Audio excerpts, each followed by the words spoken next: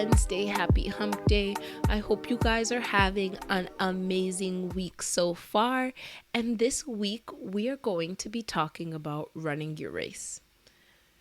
And when I say running your race, ugh, when I say running your race, what I mean is focusing on your work, what you're meant to be doing, and your purpose. Just like, you know how when those horses are running and they have those blinders on because they don't need them looking at the horse and the jockey in the lane to the left and the right of them because they just need to run their race.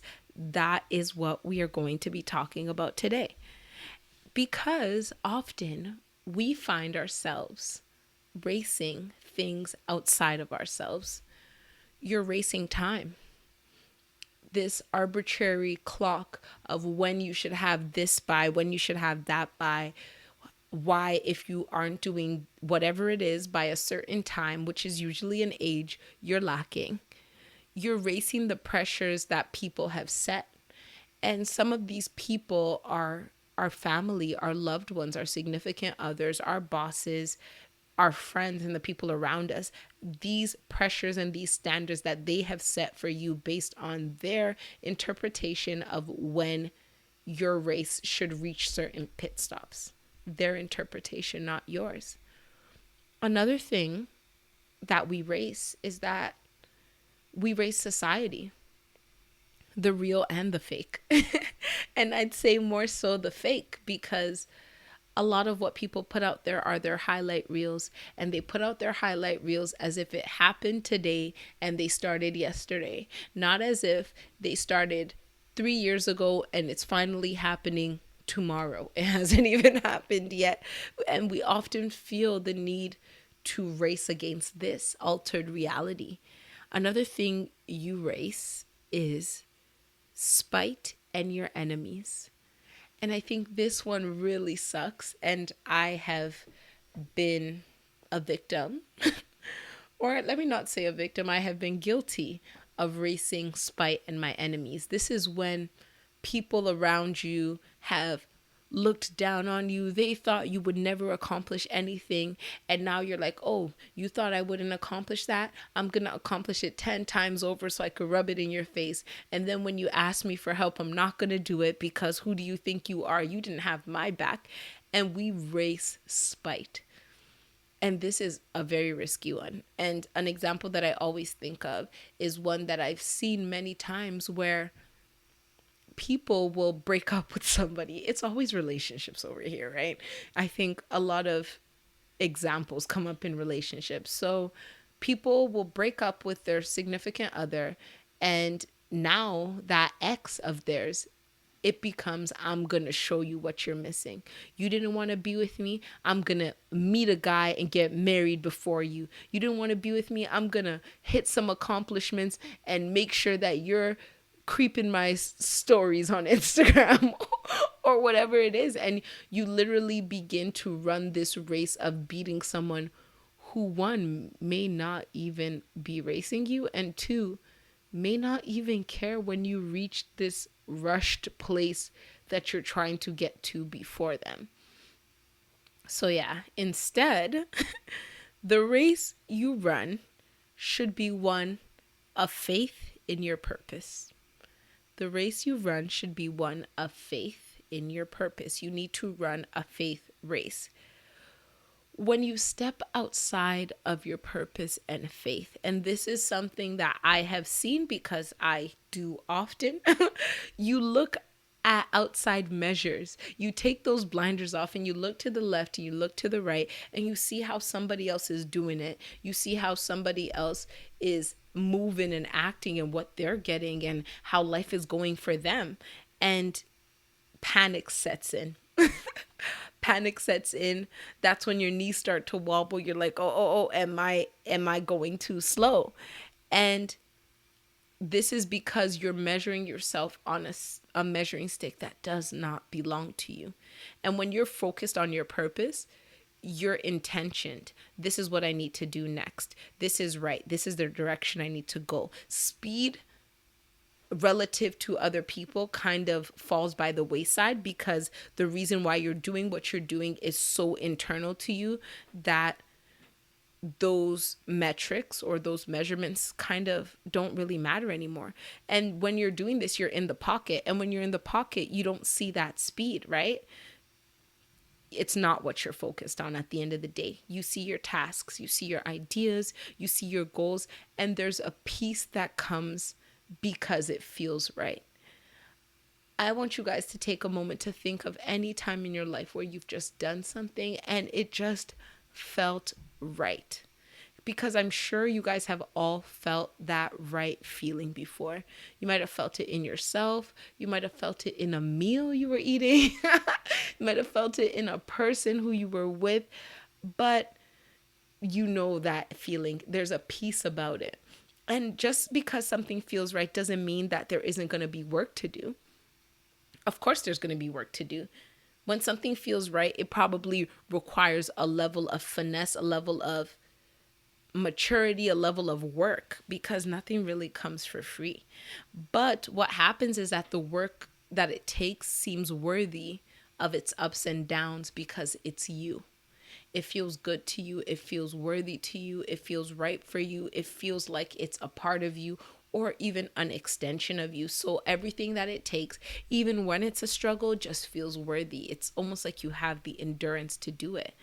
And running your race means that you're doing what you're meant to do. What feels right to you, not what all of the pundits, I believe that's the word, or the gurus or the people who know best, not what they're telling you to do, not what the professionals are telling you to do, but what actually feels right to you, what you know you're meant to do. Running your race doesn't mean you won't be tired, as I've said, because this is an endurance game. But what happens is that you'll be able to bear whatever load you have because you've been designed for it. And that is purpose. Purpose is, it's heavy, but for some reason I never thought I'd be able to carry this weight, but for some reason my knees haven't buckled. And that's lovely, so I'm going to continue going on this path. When you think of tired and stretched, like when you think of being exhausted, I don't want you to ever think that that's synonymous with something not feeling right, because think about your whole life. I think this is the perfect example of feeling tired. Every single day you require sleep. Are you getting enough sleep? I don't know. But do you require it? Does your body tell you, oh, we're dust, we need to relax, we need to get some sleep? Absolutely. And being sleepy doesn't mean that you're failing at life. You will never be a failure because you say you're tired. People who do not sleep see hallucinations and they go crazy.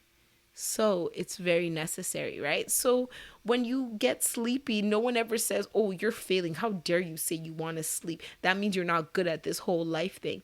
It's a part of the process. And the same thing goes for your journey. Anyone who tells you that living your purpose means that you won't ever feel overwhelmed is a liar. Block them and delete them, or send them my way so that they can listen to this and I can tell them that they're a liar.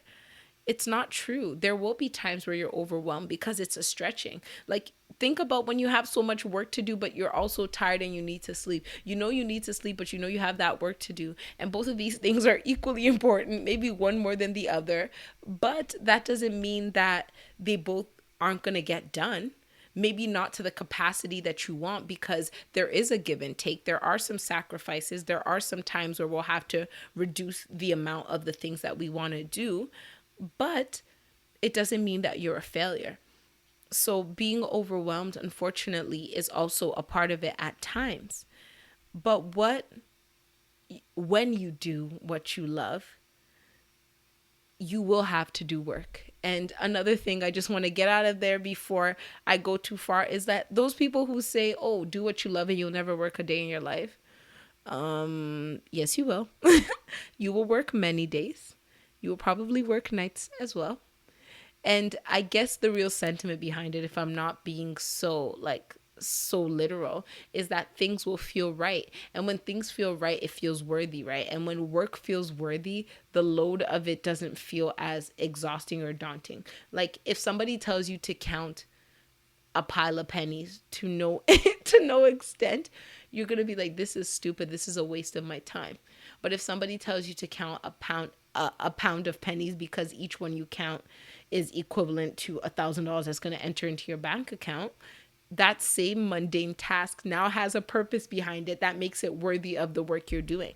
At the end of the day, you may have still counted the same 15,000 pennies, but now there's this energy about it, right? Like, this is gonna be like 1.5 million by the time I'm done counting all these pennies. Whereas before you're just like, why am I counting these dumb pennies? So there is still always work required, but the purpose behind it is really what puts you into that place where you need to be. So you will feel tired. And I'm coming back to this because running your race is not always glamorous. And when you're in the midst of your race, remembering that it's purpose driven will help you not to look at other people's glamorized races or maybe their finish lines whereas you're in like the first quarter of yours and become so discouraged in yourself. There have honestly been times, because you guys are my people, I will be honest with you, there have been times where I have cried, like real thick tears, the kind that when they hit the ground they like splash up like a puddle. I have cried real tears at the overwhelm that I have felt. And when I reach like a breaking point in my overwhelm and I come back into myself, I usually find that some part of that overwhelm, especially when it reaches that far point, happens because I'm stepping out of my purpose. I'm no longer running it, and I'm stepping into the timing of my mind, of the fact that I've been doing this thing and I think it should be done by now, or the strange timelines that society has put on us. Like by 20 years old, you should have a Birkin bag and a house, a mansion in your name, like all of these strange things, right? And I'm saying this because it's not a thing of shame. Running your own race and being focused and purpose driven doesn't mean that there's not going to be these struggles. But what it does do is that it gives you something to tether yourself back to. When you start to look around, look left, right, and center, well, left and right, up and down, but not look center into yourself, you can remember your center and really pull yourself back into that, because you understand that you're running a purpose race. And remembering your purpose happens when you go back into your mind. So if you go back to my last episode where I talk about the mind, spirit, and body trinity, this is the same technique that can be applied here. When you're running your race, you will get overwhelmed. And I will include a link to the workbook here for you guys to look through and practice as well. And if you haven't listened to that episode, I would suggest you go back and listen to it, because it could be really beneficial for you here. But really going back to figure out what you're doing, what is filling your thoughts, what you need to fill it with, what you need to fill your spirit with, and then what actions you need to take based on the mind and the spirit that you're doing.